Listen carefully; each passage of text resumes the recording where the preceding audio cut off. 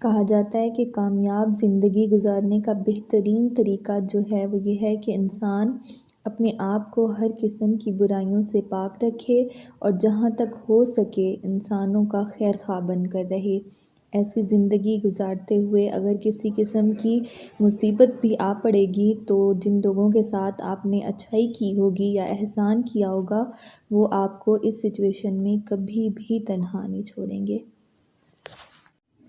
آج مجھے ایک خوبصورت واقعہ یاد آ رہا تھا تو سوچا آپ لوگوں سے شیئر کر لوں کہ کہا جاتا ہے کہ ایک زوزان نامی بادشاہ تھا، اس کا ایک وزیر بہت ہی زیادہ وفادار، نیک اور دانشمند تھا۔ اس کی انہی خوبیوں کے باعث بادشاہ بھی اس کی بہت قدر کیا کرتا تھا۔ لیکن تقدیر الہی سے کچھ ایسا ہوا کہ اس دانا وزیر سے ایک غلطی سرزد ہو گئی، اور ظاہر سی بات ہے انسان جو ہے وہ خطا کا پتلا ہے۔ تو بادشاہ کو وزیر کی اس غلطی کا حال معلوم ہوا تو وہ اس قدر ناراض ہوا کہ اس کی ساری جائیداد ضبط کر کے اسے قید خانے میں ڈال دیا۔ یہ بہت بڑی آفت تھی جو اس وزیر پر آ پڑی تھی، لیکن اس مصیبت کے زمانے میں اس کی وہ نیکیاں اس کے کام آئیں جو اس نے اقتدار کے دنوں میں لوگوں سے کی تھیں۔ اس کا یہ قاعدہ تھا کہ وہ ادنا لوگوں سے بھی میٹھی زبان میں بات کیا کرتا تھا، جہاں تک ہو سکتا تھا لوگوں کو فائدہ پہنچاتا تھا۔ اب وہ مصیبت میں مبتلا ہوا تو اور سپاہی اور اس کے جو اہلکار تھے جنہیں اس نے کوئی نہ کوئی فائدہ پہنچایا تھا جب وہ اقتدار میں تھا، اور یوں اسے محسوس بھی نہ ہوا کہ وہ قید خانے میں ہے۔ اسی دوران میں ایک واقعہ ہوا کہ پڑوسی ملک سے بادشاہ نے اپنے ایک خاص آدمی کے ہاتھ اس وزیر کے نام ایک خط بھیجا اور اس میں لکھا کہ یہ جان کر ہمیں بہت زیادہ افسوس ہوا ہے کہ تم جیسے قابل قدر اور نیک وزیر کو تمہارے بادشاہ نے ذلیل کیا ہے۔ اگر تم پسند کرو تو ہم تمہاری رہائی کا انتظام کر سکتے ہیں اور اس بات پر آمادہ ہیں کہ اپنے دربار میں وزارت کی کرسی تمہیں عنایت کریں گے۔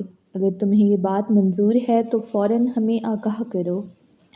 جو وزیر تھا وہ بہت زیادہ دانا تھا، اس نے پڑوسی بادشاہ کا یہ خط پڑھا تو اس کی پشت پر یہ لکھ دیا کہ حضور نے میرے حال پر مہربانی فرمائی، میں اس کے لیے شکریہ ادا کرتا ہوں، لیکن مجھے یہ بات منظور نہیں کہ معمولی سی تکلیف سے گھبرا کر اپنے آقا سے بے وفائی کروں۔ پڑوسی بادشاہ کے قاصد کے آنے کا حال اتفاق سے ایک ایسے شخص کو بھی معلوم ہو گیا جو اس وزیر کا دشمن تھا۔ اس نے فوراً بادشاہ کو اطلاع دی کہ قیدی وزیر فلاں بادشاہ سے مل کر حضور کے خلاف سازش کر رہا ہے۔ بادشاہ نے سپاہی بھیج کر اس قاصد کو گرفتار کرا لیا جو وزیر کا جواب لے کر جا رہا تھا۔ اس نے فیصلہ کر لیا کہ اگر بات سچ نکلی تو وہ وزیر کو فوراً قتل کر دے گا، لیکن جب دوسرے بادشاہ کا خط اور اپنے وزیر کا جواب پڑھا تو سارا کا سارا جو اس کا غصہ تھا وہ ٹھنڈا ہو گیا۔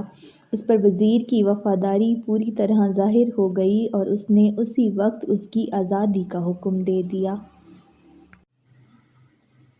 جب وزیر قید خانے سے رہا ہو کر آیا تو بادشاہ نے پہلے سے زیادہ اس کی عزت کی، پہلے سے زیادہ اس کا احترام کیا اور اسے بہت بڑی پوسٹ پہ اس سے فائز کر دیا۔ اس کی جو ترقی تھی وہ پہلے سے زیادہ ہو گئی اور اس بات پر افسوس کا اظہار کیا کہ غلط فہمی کی وجہ سے وہ اسے ناحق تکلیف پہنچانے والا تھا، وہ اس کو قتل کرنے والا تھا۔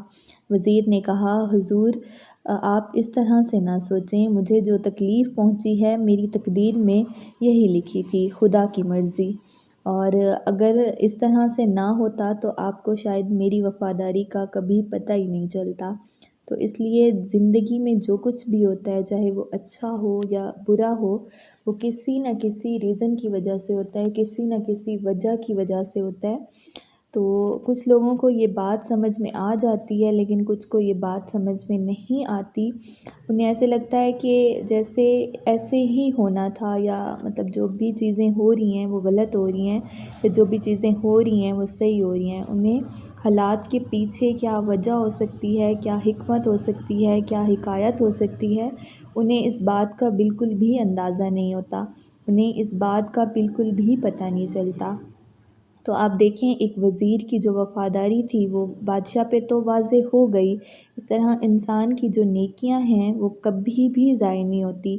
آپ کی جو نیکیاں ہیں وہ کبھی نہ کبھی اچھی صورت میں آپ کے سامنے ضرور آتی ہیں، اور آپ کو ان نیکیوں کا صلہ اچھائی کی صورت میں ضرور ملتا ہے۔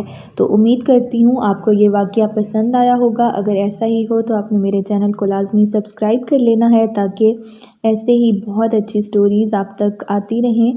تو انشاءاللہ پھر ملیں گے ایک نئی سٹوری کے ساتھ، ایک نئی کہانی کے ساتھ، ایک نئے ٹاپک کے ساتھ، ایک نئی تحریر کے ساتھ اور ایک بہت اچھی کہانی کے ساتھ۔ تب تک آپ لوگوں نے اپنا بہت زیادہ خیال رکھنا ہے۔ فی امان اللہ، اللہ حافظ۔